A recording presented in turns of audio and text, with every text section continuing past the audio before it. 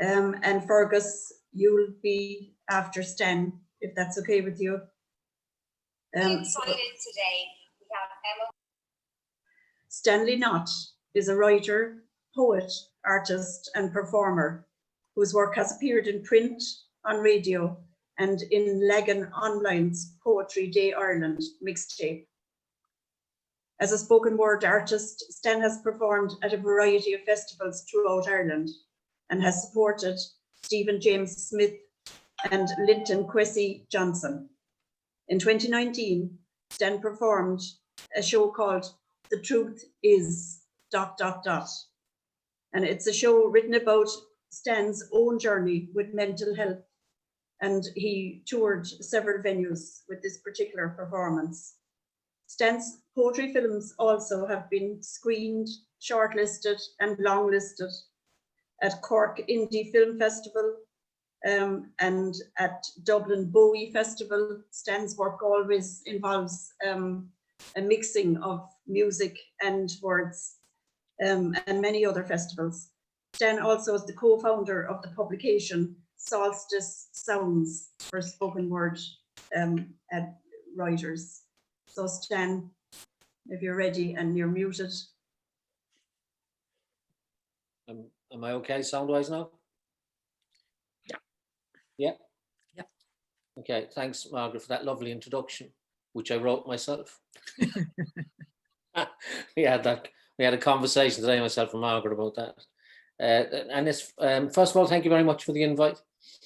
I want to commend you on the idea of doing something around this topic, particularly this time of year when it's a struggle for lots of people. I'm probably not going to read a whole lot of my work tonight. I'm just going to talk. If something pops into my head about a poem or two, then I might recite them, but I really just felt that I wanted to talk. And it was very interesting listening to Mo talking there when he mentioned the fact that, you know, loss can be loss of the self. And I think that's probably very true for an awful lot of people in a mental health or mental ill health scenario, if you want. But I want to kind of talk about something that I think links into the importance of these kind of events and these kind of nights, and, you know, creating and providing people with platforms where they can either do the talking themselves, or they can listen to other people doing the talking and sharing about their difficulties or how they've experienced certain things. And it's kind of based on a phrase that my therapist said to me a couple of years ago. She said to me, telling your story is the cure for shame. And I think you can replace the word shame with any number of things. You can say that, you know, telling your story is the cure for guilt. Telling your story is the cure for your mental ill health, whatever way you want to look at it. And I've actually come to the belief that that's 100% true. Of course, the challenge is, particularly if you're in a bad place, like I was, when this journey started for me 14 years ago, 15 years ago, and I was diagnosed with depression. You know, telling that story to anybody is very difficult, particularly if you don't know the story yourself. So for me, the idea now, when I look back on that period of time, is that it's really about finding a way to tell your story in a way that's really safe for you at that time and as best you can at that particular time. And I think that starts with telling yourself your own story. And that can be, for me, can be broken down into smaller fragments if you want. So I know that my journey towards getting well and dealing with what was, you know, my mental health issues started on a Tuesday morning in December in 2018. I can't remember the actual date, but I know it was a Tuesday morning. And I know the reason I remember is I had just had an 8-day depressive episode, having not had one for a while. And I woke on the Tuesday morning feeling really, really well for the first time in 8-9 days. And I went down into the kitchen and my wife was there, and I said to my wife, do you know what, I feel great this morning. I refuse to live like this anymore. And that moment when I said I refuse to live like that anymore, now I look back and think that was me telling me my story needed to change. And that really began in January. That was December 2017.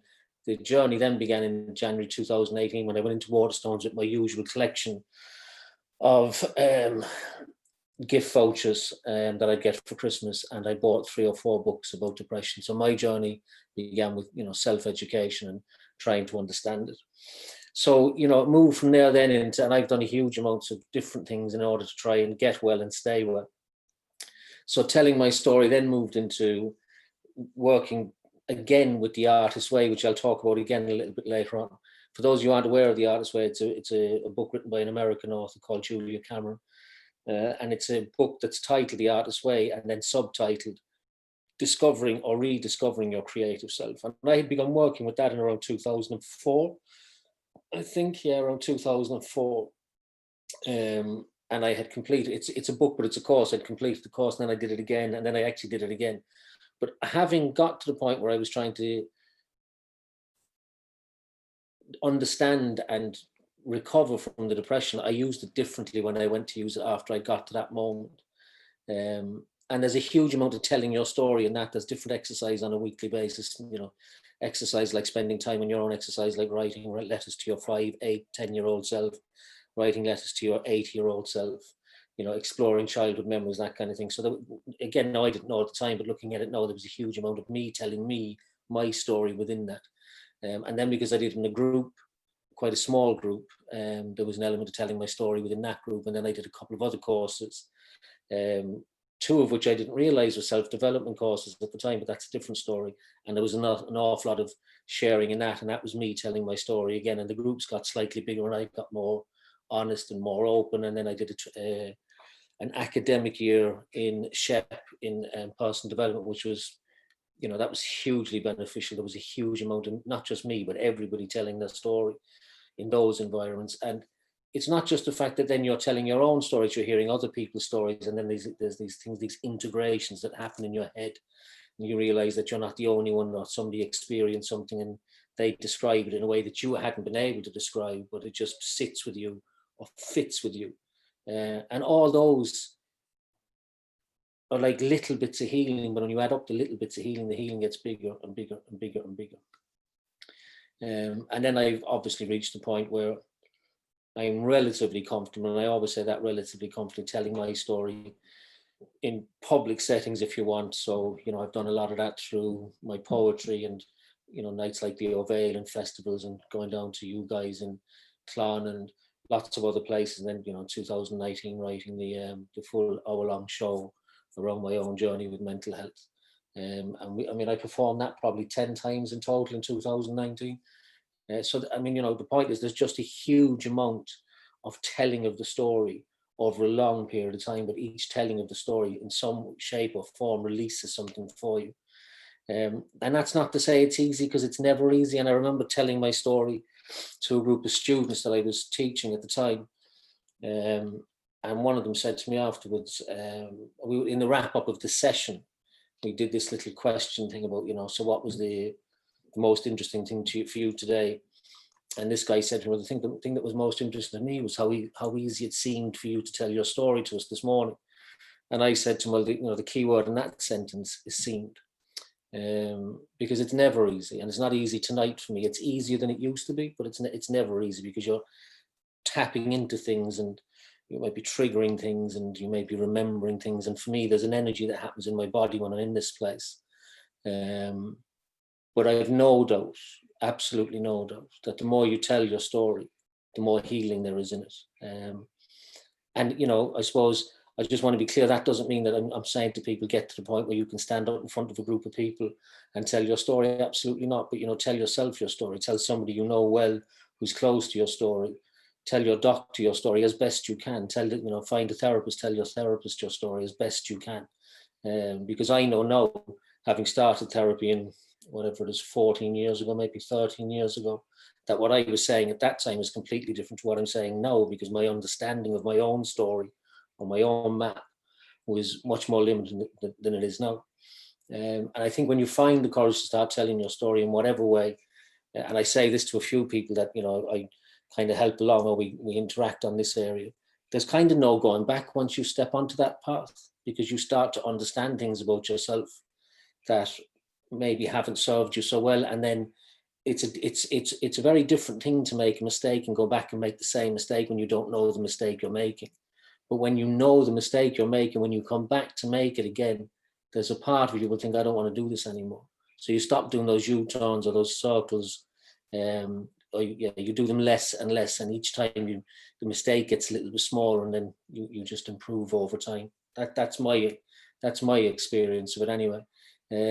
It does take courage. I would have said for a long time that I didn't think it did take courage, and people would have said to me, it's incredible how brave you are to tell your story, and I wouldn't have seen it that way, but I do understand that now. And one of the things I remember thinking to myself not long after I started to deal with my mental health scenario was that you need patience and you need persistence to deal with a mental health issue when at that time you feel like you have neither. Absolutely, you certainly don't feel you have any persistence because you don't feel you've got any strength. But actually we do. Those things are hidden in us. That determination, that resilience is there even if we can't see it. And if we can be, patient with ourselves, soft with ourselves, and persist, and find whatever is the next right thing for you, whether that's a therapist or whether it's going to an aware group or whether it's going to a support group of some sort. I mean, there's loads out there, whatever it is that works for you. And if you can find the courage and the persistence to keep at that, then the rewards are there. I mean, I will say, and I'll probably finish in and around this, for a long, long time, I genuinely thought that I could be utterly cured from this. In other words, what I meant by that was that if I did enough work that I would get to the point where whatever this depression was, it would leave me and never come back, that I could, literally identify a moment saying, right, it's gone. In a bit like you go back to a doctor after you've had, an operation or a broken leg, they say, yeah, you're recovered, that's it, go back to normal. I know now that's not the case, and I learned that really strongly in November of last year when I actually had my longest depressive episode ever in November, and the early December was about 6 weeks. Now, it wasn't as dark or as deep as previous ones, which is a blessing. And the big thing now for me with that one was that I also knew it would end. When I first had depression, I didn't know what it was. And even for a period of time after I did know what it was, the biggest challenge when I was in that place, it just felt like it was never going to end. And getting to the point where I know it will end is kind of magic, because that keeps you going even on a daily basis when you're not feeling great. And what I did is I went back and started doing the things that I know are good for me. Slow down, a bit of more meditation, back to using affirmations, trying to walk as often as I could, all the things that are good for me. And I went back to try and work with the Artist Way, kind of more focused, if you want, which I'm still with. But the big thing I think that came out of this one in November is I went on medication. I have been on medication in the past on a couple of occasions, but not for very long. I've made a decision this time that I'm going to stay on the medication, and for a good while, because what I've come to an understanding that the depression I deal with is like an undercurrent, and it's always there. And it's only a matter of time when mostly, like when I'm in a good place, it's like there's an undercurrent, but I'm in shallow water. But when I start to slip into a slightly less stable place, it's like I'm going into slightly deeper water and then more deeper water again, and then the undercurrent gets me, My experience with depression is based on a very traumatic childhood, both physically and emotionally. And I deal with what's called complex trauma, which is ongoing repetitive trauma. And therefore it takes a little bit more to deal with, if you want. So I did a year of EMDR therapy. And that has got amazing results for one-off traumas. If you've been mugged, or you've had a car crash, or you've had a sudden loss, then EMDR therapy can be massively beneficial. What it does is it taps into the part of the body where you've retained the memory. But with complex trauma, it's very beneficial. It was hugely beneficial for me, but it doesn't have that kind of end result, as in, it's gone and it'll never come back again. So that's kind of where I'm at. So what I'm doing at the moment is I'm on the medication. I'm also on a vitamin D and a vitamin C supplement, which is more of a health thing, but they were both recommended at the same time by the doctor. I'm going back doing the Artist Way. That I won't get into the details of it. There's 3 prongs to the Artist Way, which I'm now practicing every day with very good results. And what those 3 things do is they allow me to be creative, and the creativity is massively important for me and my mental health. I became creative when I was dealing with depression, but before I knew it. And that's another story. It's a much longer story.